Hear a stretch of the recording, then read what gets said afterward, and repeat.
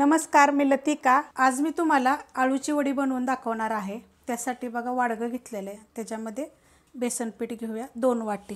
अशा पद्धतीची वाटी आहे, कमी जास्त केलं तरी चालेल। आणि ह्याच्यामध्ये ना तुम्हाला पाहिजे तर तुम्ही 2 चमचे तांदळाचं पीठ जरी टाकलं तरी पण चालू शकते।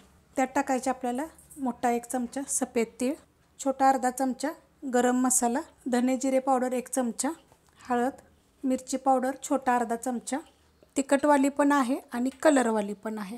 चवीप्रमाणे टाकायचं मीठ, त्यात टाकायचं आपल्याला हिंग पावडर, हिरवी मिरची, आलं, लसूण आणि थोडंसं जिरं असं कुटून घेतलेलं आहे। तुम्ही ती पेस्ट टाकली तरी चालेल। 7 ते 8 पाकळ्या लसणाच्या, अर्धा इंच आलं आहे, अर्धा चमचा जिरं आहे आणि 4 हिरव्या मिरच्या तिखटवाल्या आहेत, कारण की आपण मिरची पावडर पण टाकलेली आहे। त्याप्रमाणे तुम्ही तिखटाप्रमाणे थोडंसं कमी जास्त केलं तरी पण चालू शकतं। त्यात टाकायचे कोथिंबीर, थोडीशी देठं पण घेतलेली आहेत, कवळी कवळी असल्यामुळे मी देठं पण घेतलेली आहेत। त्याच्यामध्ये बघा मी चिंच भिजत घातलेली आणि त्याचा कोळ करून घेतलेला आहे। मस्त असं दाबून दाबून पाणी काढून घेतलेलं आहे। तुम्हाला पाहिजे तर तुम्ही एका लिंबाचा रस पण ह्याच्यामध्ये टाकू शकता। आता हे मिक्स करून घेऊया। मिक्स करून घेतलंय बघा, पाण्याचा वापर केला नाही, कारण जे आपण चिंचेचा कोळ काढून घेतला होता ना त्यातच मी मिक्स केलेलं आहे। त्यात टाकणार आहे बघा एवढा गूळ, एक छोटा 1 चमचा घेतलेला आहे, पण हा बिन केमिकल गूळ आहे। हे बघा एकदम बास आहे, सॉफ्ट आहे। आणि ह्यात टाकणारे मी थोडंसं आता पाणी आणि चांगलं मिक्स करून घ्यायचं। गुळामध्ये पण थोडंसं जर पाणी टाकून जरी कालवलं तर चालेल, पण हा गूळ काय केला होता मी खिसून घेतला होता बघा अशा पद्धतीमध्ये, त्याचा गोळा झालेला, ते मी कालवून घेते। मस्त असं बघा मिक्स करून चांगलं घेतलेलं आहे।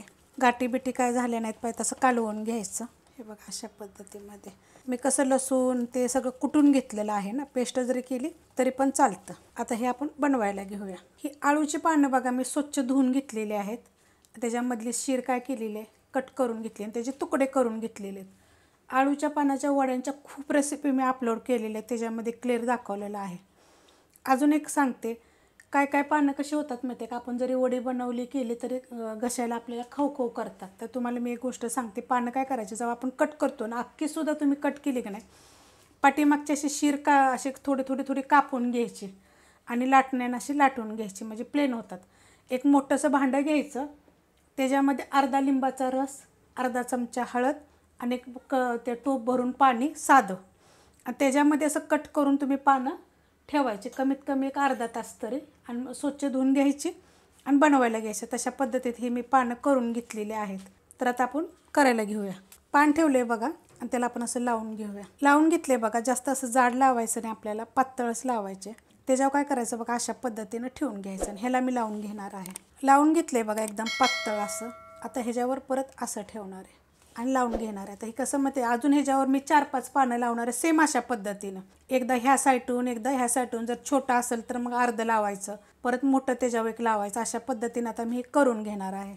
मस्त बघा असं लावून घेतलेलं आहे। आणि हे किती पानं आहेत माहिती आहे का, ही एवढं जी लावलेलं आहे ना मी एकावर एक ठेवून, हे सगळे टोटल 3 पानं आहेत, ती मोठ्या आकाराची। आता मी काय केलेलं आहे माहिती आहे का, चाळणीला तेल लावून घेतलेलं आहे, त्याच्यामध्ये आता आपण हे ठेवून घेऊया। आता उचलताना का नाही असं हात घालून व्यवस्थित उचलून घ्यायचं, खालून वरपर्यंत असं मस्त असं उचललं जातं बघा हे अशा पद्धतीमध्ये। वड्यांच्या तर मी किती अशा पुष्कळ वेगवेगळ्या पद्धतीने मी केलेल्या आहेत बरं का। तर आता आपण हे ठेवून घेऊया। टोपात बघा मी पाणी गरम करत ठेवलेलं आहे आणि त्याच्यावर आता आपण ही चाळण ठेवून घेऊया।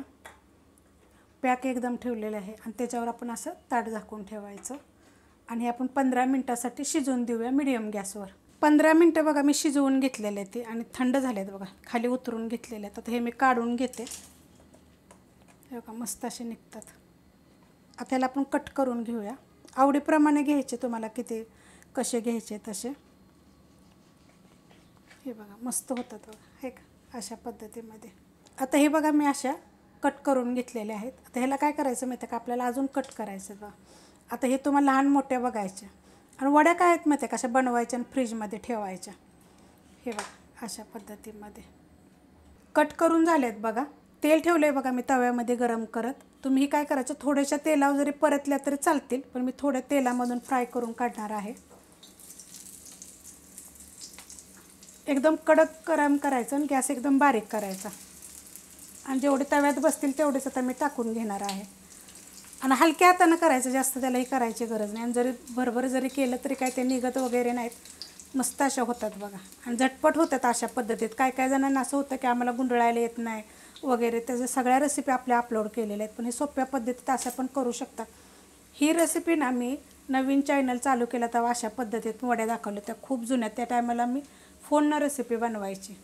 तर तुम्ही अशा पद्धतीत एकदा जरूर करून बघा. तर हे आपण काय करू, गोल्डन कलरवर फ्राय करून घेऊया. मस्त असा बघा कलर आलेला आहे, असा गोल्डन कलरवर फ्राय करायचा. ते मी काढून घेते आणि काढताना काय करायचं, असं नितळायचं थोडंसं तेल. तुम्ही विचाराल की मला तेलकट होतात का, तर बिलकुल तेलकट होत नाहीत. नाही तर काय करायचं माहिती आहे का, थोडंसं तेल टाकायचं आणि नुसत्या वड्या परतून घ्यायच्या. तशा पण छान लागतात बरं का खायला. तशा केल्या तरी पण चालू शकतात. हे मी काढून घेते. वड्या बघा मी काढून घेतलेल्या आहेत आणि एकदम गोल्डन कलरवर फ्राय केलेले आहेत. तुम्हाला मी सांगते, ह्याच्यामध्ये 2 चमचे तुम्ही जरूर तांदळाचं पीठ टाका. तांदळाच्या पिठानं काय होतं, असं कुरकुरीतपणा चांगला येतो. तशा पण तुम्ही करून बघू शकता आणि बिलकुल तेलकट होत नाही ना, एकदम क्रिस्पी, खायला आतून सॉफ्ट, वरून अशा कडक अशा होतात, मस्त होतात. करून बघा एकदा. मी राहिलेल्या अशा पद्धतीनं मी फ्राय करून घेते. रेसिपी आवडली तर लाईक करा, सबस्क्राईब करा, कमेंट करा आणि शेअर बी करा.